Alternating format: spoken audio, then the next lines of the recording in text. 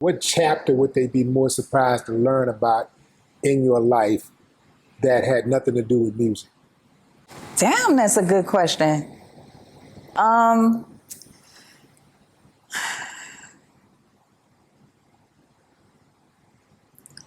there is a philosophy. Well, I say that I would try anything twice.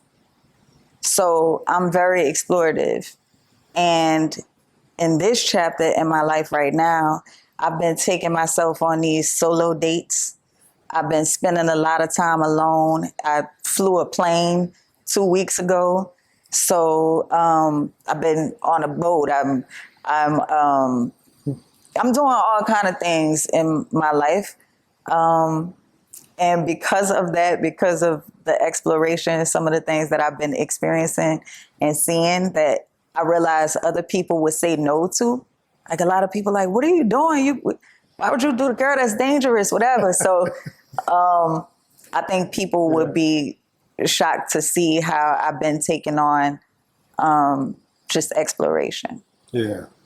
In every sense of the word. Here's the cool thing about my life. Like I know that when I do those type of things that you're doing, Yeah. I know that it would be rewarding. I just don't want to put the effort in doing it. Why not? I be thinking about business too much. Okay. My mind be on business. It's like, so I can, that's why if I can be all the way in Greece, Yeah. on the beach, Yeah. sipping some peach, and I'm thinking about getting back up to the hotel room to take care of business. You know, like I enjoy business more than I enjoy relaxing. Okay. You know, it's thrilling to me. You know, like negotiating Okay. and Get in your way. no. Well. I like to break the person that's trying to break me. Like when somebody's trying to sell me something, Yeah. it's like I already make my mind up. Like most of the time when somebody's trying to sell me something that I didn't intend on buying, I'm not gonna buy it, no matter what. But every now and then they get me. Like I went and you know how you go to these resorts and stuff and they try to sell you timeshare properties. Yeah. So I go in one day, I'm like, I ain't buying nothing. I don't care what they say. I'm gonna take all these coupons. I'm gonna spend all these coupons. I'm gonna eat all this stuff free. I ain't buying nothing. Yeah. I don't care what they say. I ain't buying nothing. So I get the coupon. I go in the room, you know, where they do the presentation. I walk inside that room, man. In 5 minutes, I say, so how many rooms does this one have? every now and then they get me. Every now and then, but usually, like, somebody trying to sell me something. If I'm not in the market for it, I'm just not gonna buy it. Okay. You know, they can't get me. Okay. Yeah. What do you think that comes from, though?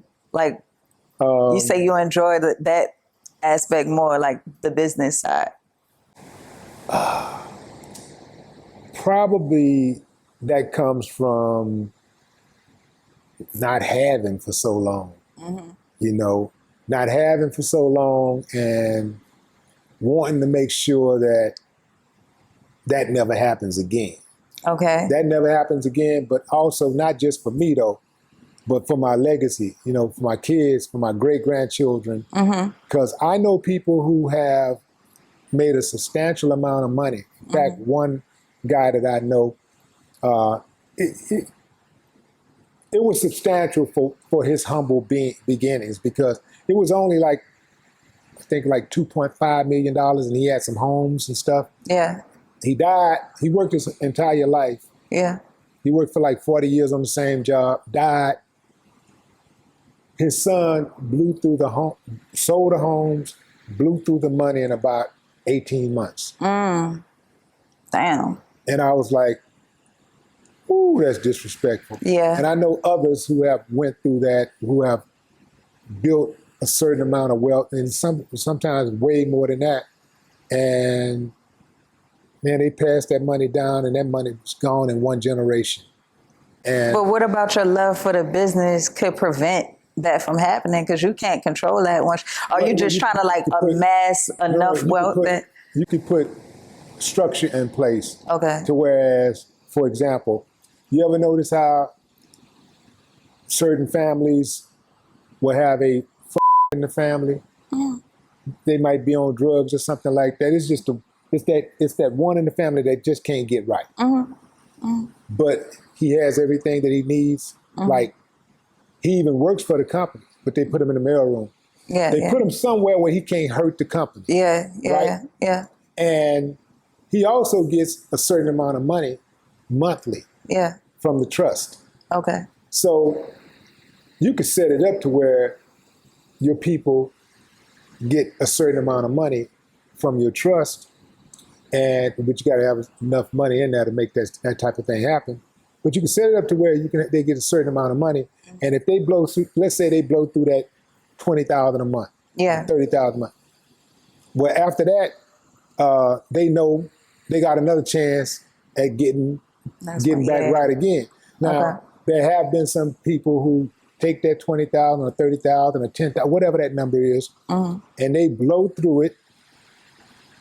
They go out and smoke it all up, drink it all up, whatever they do, and then they borrow money, all that stuff. They pretty much live like they're poor. Yeah. Because they run through every dime nickel they have, for that cycle. Yeah. But then they know they're gonna re-up.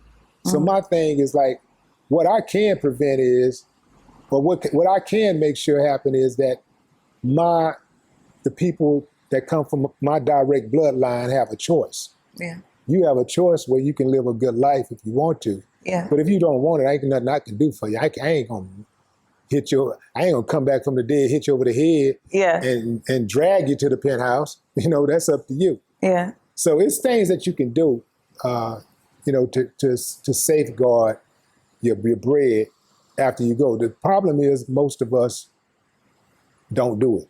A lot of people they're not that advanced. A lot of people know how to get to the money, but they don't know how to preserve the money. True.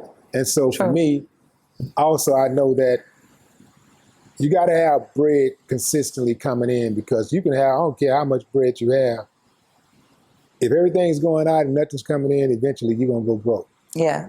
So you got to set up, business in a way that you always got stuff coming, something coming in. Yeah. So your joy has been making sure you you spend your vacation time making sure you are building that. Building that future. Okay. Because I told my kids, look, if y'all blow through mine, I'm going to haunt you. I'm coming back. I'm coming back. How would you describe yourself as a father?